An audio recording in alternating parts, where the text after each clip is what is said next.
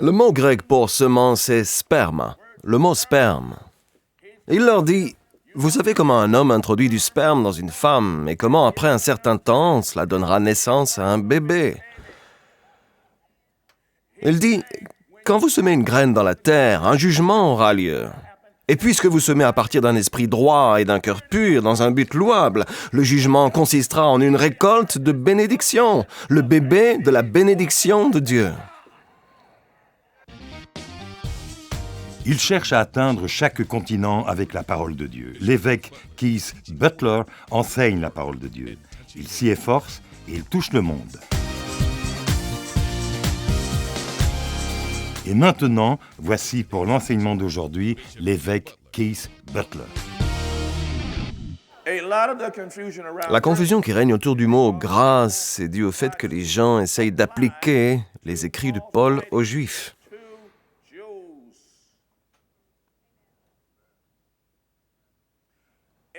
Partout où Paul se rendait, il était confronté aux Juifs parce que le tout premier endroit où Paul se rendait, et si vous avez lu les épîtres de Paul, quel était le premier endroit où Paul se rendait lorsqu'il arrivait dans une nouvelle ville? La synagogue. Il serait allé à la synagogue et leur aurait parlé du message de salut. Et certains d'entre eux auraient accepté ce message et auraient cru. Mais ceux-là même voulaient pourtant continuer à adhérer aux intrigues de la loi.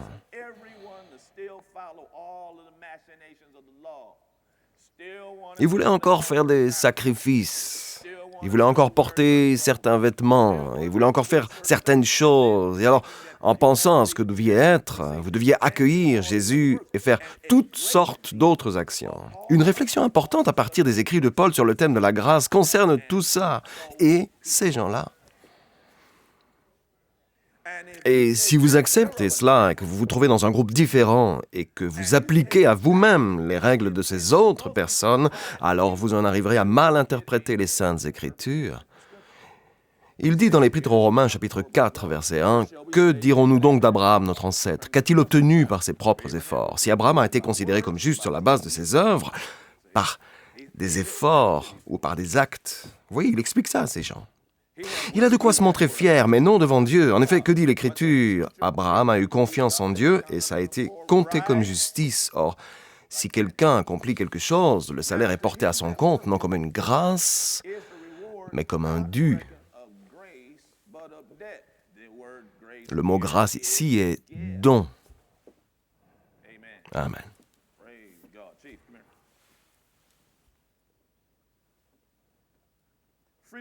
Reçois gratuitement mon argent.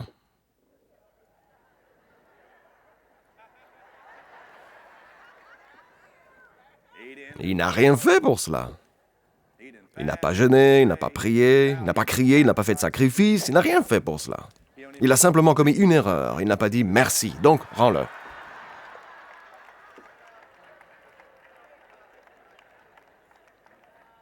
Vous devez toujours vous rappeler que la gratitude ouvre toujours la porte à plus de choses, d'accord?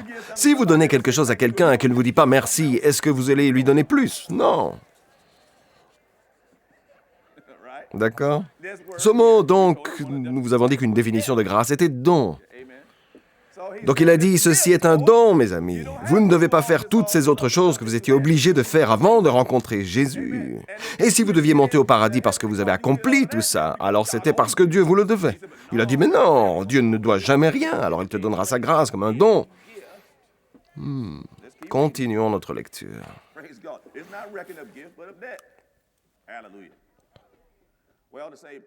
Bon, pour gagner du temps, nous allons lire plus loin, un petit peu plus. Nous allons prendre le verset 16 pour gagner du temps. C'est donc par la foi que l'on devient héritier, pour que ce soit par grâce et que la promesse soit assurée à toute la descendance. Continuons notre lecture, chapitre 5, verset 1. Ainsi donc, vous voyez, il parle encore de la même chose. Lorsque vous voyez le mot « ainsi donc », vous vous arrêtez pour voir ce qu'il signifie. Il est ici à cause de ce qu'il a dit précédemment. Il parle du don, et à travers votre croyance, vous préfériez croire plutôt que de le mériter. Il a dit, ainsi donc, justifié par la foi, rendu innocent ou rendu juste par la foi. La confiance, ce mot c'est pistis, le nom de notre école biblique. Amen. Prions le Seigneur. Nous avons la prospérité, le calme et le repos ou la paix avec Dieu à travers notre kurios. Seigneur, maître, contrôleur. Le mot Seigneur, il est notre contrôleur. Il y a beaucoup de chrétiens pour qui Jésus est sauveur, pas Seigneur. Beaucoup. En fait, pour la plupart des chrétiens, Jésus n'est pas le Seigneur, il est sauveur. Quand il est Seigneur, il nous contrôle. S'il dit, toi, tu vas au Danemark, tu y vas.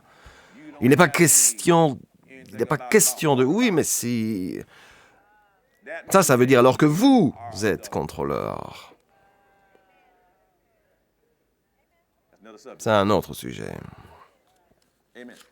Mais il est le Seigneur, le Sauveur, loin. Ça, c'est le Seigneur Jésus-Christ, vous voyez. Il est l'autorité suprême, le contrôleur, le maître, le Sauveur, une personne ointe. C'est aussi par son intermédiaire que nous avons accès par la foi à cette grâce, par notre confiance en nous, croyance, pistis, cette grâce, ce don. Cette grâce dans laquelle nous tenons ferme et nous placer notre fierté dans l'espérance de prendre part à la gloire de Dieu. Pourquoi? Nous avons reçu le don. Un de mes versets préférés est le verset 8. « Mais voici comment Dieu prouve son amour envers nous, alors que nous étions encore des pécheurs. Christ est mort pour nous, puisque nous sommes maintenant considérés comme justes grâce à son sang. Nous serons à bien plus forte raison sauvés par lui de la colère de Dieu. » Le mot « prouve », la porte, lui. Pour gagner du temps, nous continuons à lire plus bas. « Pourtant la mort a régné depuis Adam jusqu'à Moïse, même sur ceux qui n'avaient pas péché par une transgression semblable à celle d'Adam, qui est l'image de celui qui devait venir. Figure ou modèle. Adam était le modèle de celui qui allait arriver.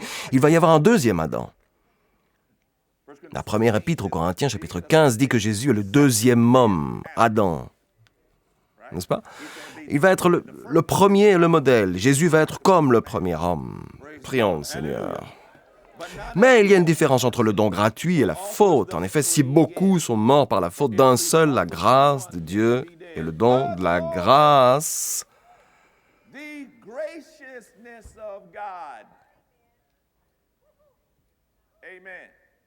Il parlait du sang. Jésus est devenu obéissant jusqu'à la mort. Que s'est-il passé quand il est mort? Son sang fut versé. Il s'est rabaissé en devenant semblable aux êtres humains. Il s'est humilié lui-même en faisant preuve d'obéissance à cause de la grâce du Père envers vous et moi pour descendre à notre niveau et devenir semblable aux êtres humains. Puis il a versé son sang. Et si nous voulons bien croire en ce sang et recevoir la grâce, nous pourrions nous tenir debout dans cette grâce contre tout ce que l'enfer a à offrir. Que quelqu'un crie Amen. La grâce de Dieu et le don de la grâce qui vient d'un seul homme, Jésus-Christ, ont bien plus abondamment été déversés sur beaucoup. Et il y a une différence entre ce don et les conséquences du péché d'un seul. En effet, c'est après un seul péché que le jugement a entraîné la condamnation, tandis que le don gratuit entraîne l'acquittement après un grand nombre de fautes. Si par un seul homme, par la faute d'un seul, la mort a régné, ceux qui reçoivent, accordés, don et grâce était Adam, la mort régnait beaucoup plus.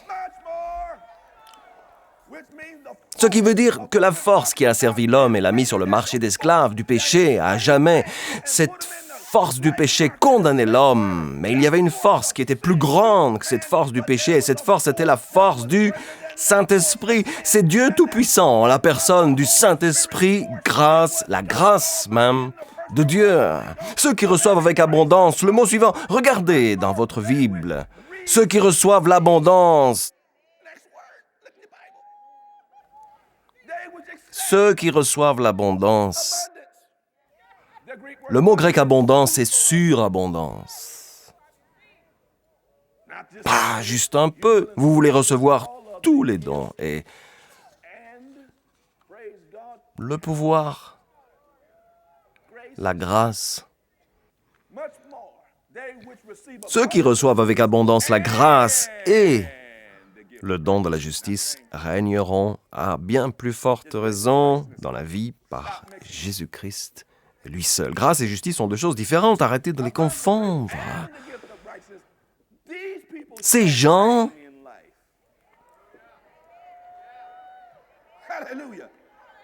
par Jésus, le seul sacré. Ainsi donc, de même que par une seule faute, la condamnation a atteint tous les hommes, de même par un seul acte d'acquittement, la justification qui donne la vie s'étend à tous les hommes. En effet, tout comme par la désobéissance d'un seul homme, beaucoup ont été rendus pécheurs et beaucoup seront rendus justes par l'obéissance d'un seul. L'intervention de la loi a entraîné la multiplication des fautes, mais là où le péché s'est multiplié, la grâce a surabondé. Dieu a vu la condition de l'homme. Cela devait passer parce qu'il avait dit à Adam, « Le jour où tu mangeras ça, tu mourras à coup sûr. » Il n'avait pas changé de milieu naturel depuis plus de 930 ans. De quoi parlez-vous? De la mort spirituelle, en étant possédé par Satan, séparé de Dieu. Hallelujah. Hallelujah. Hallelujah. But praise God. Hallelujah. Glory to God. God saw Dieu a vu que le péché se développait, se répandait encore et encore. Et devinez, la miséricorde de Dieu croissait en nous. the worst things God. Plus on était atteint par le mal, plus sa miséricorde était en nous.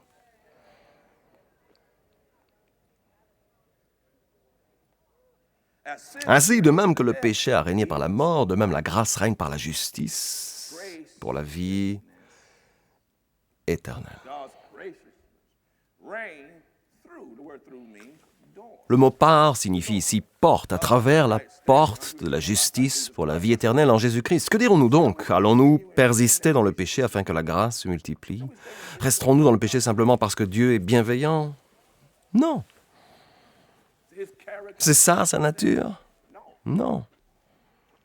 Certainement pas. Nous qui sommes morts pour le péché, comment pourrions-nous encore vivre dans le péché? Ce n'est pas parce que Dieu est bon que nous pouvons rester dans le péché, juste parce que sa nature est d'être bon. Il a dit au verset 14, « En effet, le péché n'aura pas de pouvoir sur vous, puisque vous n'êtes plus sous la loi, mais sous la grâce. » Vous êtes soumis à ce cadeau, les amis. Quoi, allons-nous pécher parce que nous ne sommes pas sous la loi, mais sous la grâce? Certainement pas. Ne savez-vous pas que si vous vous livrez à quelqu'un comme esclave pour lui obéir, vous êtes les esclaves du maître à qui vous obéissez, soit du péché qui conduit à la mort, soit de l'obéissance qui conduit à la justice. Et en d'autres termes, celui à côté duquel vous vous tenez, celui que vous aurez, le mot « abandonner » signifie se tenir à côté. Tiens, viens aider ici. Hallelujah. Praise God. Glory to God. Come up here, you pastor. Viens ici, jeune pasteur, dépêche-toi. On the other side. Viens de l'autre côté. Amen. Praise God. That word. Ce mot « abandonner », vous ne savez pas à qui vous abandonnez vous-même. Il parle de jugement. Il a dit donc, celui que vous abandonnez, c'est celui qui finit par vous captiver. Si vous renoncez à la vertu, vous allez atteindre la vertu. Ou si vous renoncez au péché, vous êtes pécheur.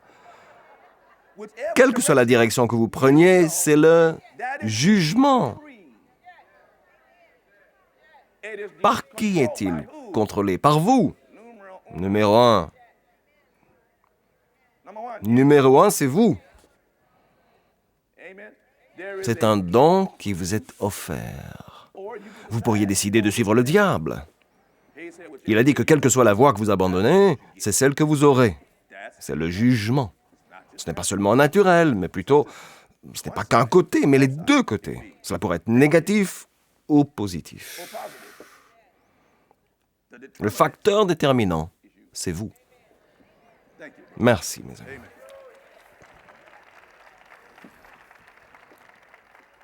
Turn to 2 Corinthians. Revenons à un deuxième épître aux Corinthiens, chapitre 9. I need 3 more praise. Je voudrais 3 prions le Seigneur de plus. Praise the Lord. Earlier today Tout à l'heure, nous avons vu le chapitre 8. Nous avons vu concernant la grâce du don l'église en Macédoine. Et Paul écrit à l'église de Corinthe. Il dit « Vous devriez tous être comme le peuple de Macédoine. » Remarquez que l'église de Macédoine a été laissée dans une grande pauvreté. Quelqu'un m'a écrit la semaine passée et m'a dit « Eh bien, vous savez, si vous avez des problèmes financiers, quel sens est-ce que ça a de faire des dons en dehors de l'église à toutes ces nations ?» Bon, lisons la Bible. Par ailleurs, frères et sœurs, nous vous faisons connaître la grâce. La grâce, c'est quelque chose qui est déposé en vous, que Dieu a accordé aux églises de Macédoine, au milieu même de la grande épreuve de leur souffrance, leur joie débordante et leur pauvreté profonde. Quand vous êtes dans la misère, c'est une chose, une grande misère. Vous ne la doublez pas, les amis. D'accord ? Vous êtes dans une grande pauvreté, donc ces peuples sont dans la misère aussi. Les ont conduits à faire preuve d'une très grande générosité. Leur réponse aux problèmes financiers était de donner plus.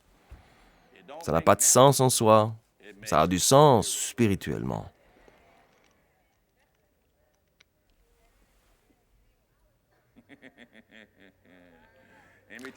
Laissez-moi vous raconter ce que nous avons fait ici à l'Église. Nous avons augmenté nos donations pour les autres. Nous les avons augmentées. Si le diable continue à vous embêter, nous les augmenterons encore.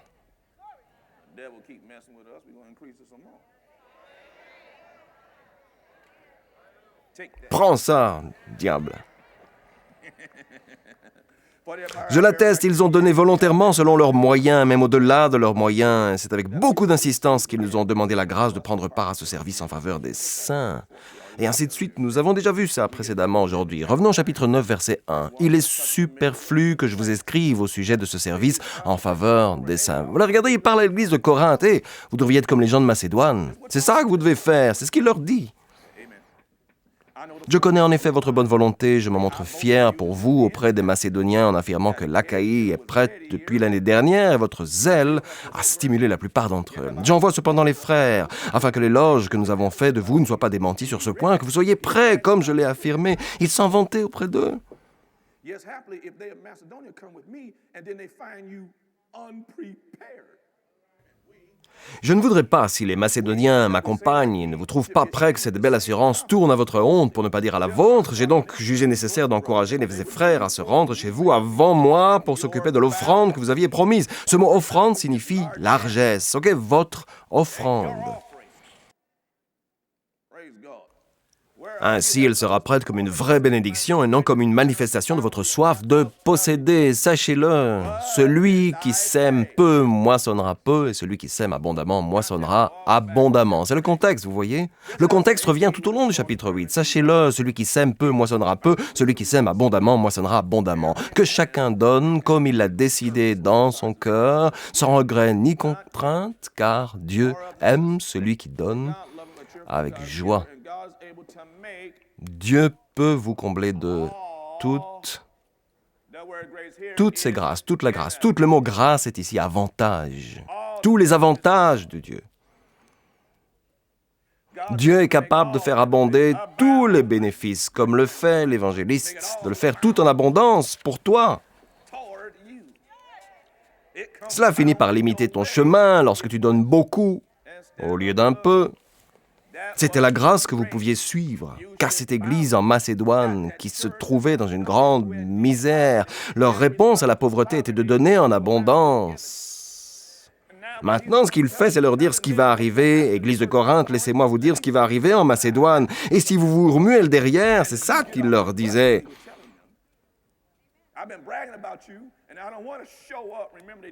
Rappelez-vous qu'ils n'avaient pas la télévision, ils n'avaient pas Internet, ils n'avaient pas de caméra. Il n'avait que des ânes. Et donc, il ne les verra plus pendant pas mal de temps. Alors, mais auparavant, il leur avait déjà donné les instructions à suivre. Il a dit, maintenant, ne me faites pas honte. Quand je vais, et viens ici. Et je suis venu avec les frères de Macédoine qui se plaignaient de leur grande pauvreté. J'en fais étalage et vous n'y êtes pas tous préparés. Le contexte, vous voyez. Tenez compte du contexte avec les Écritures. Les amis, peu m'importe qui prêche, peu m'importe si vous l'aimez, Peu m'importe s'ils sont bons dans d'autres sujets, ils ne connaissent peut-être rien à son sujet, mais cela n'empêche pas les gens de prêcher. Come on, somebody. Allez, tous ensemble. Praise God. Prions Dieu. Je veux dire que j'ai parfois dit des trucs dans mes sermons que j'ai regrettés par après. J'ai dit non, je me suis trompé à ce sujet. Certains d'entre vous m'ont déjà entendu le dire. Les gens apprennent, ils comprennent davantage. Et ce n'est pas parce qu'ils se trompent que vous devez vous enfuir ou les abandonner. Ils sont bons à 95%. Alors, il faut juste laisser de côté ce qui ne va pas et continuer avec le reste. Les gens les plus déloyaux que j'ai jamais vus. La Bible a dit que les derniers jours, ils seraient très, très déloyaux. Paul a dit ça à Timothée. Regardez votre voisin et dites, est-il en train de parler de vous?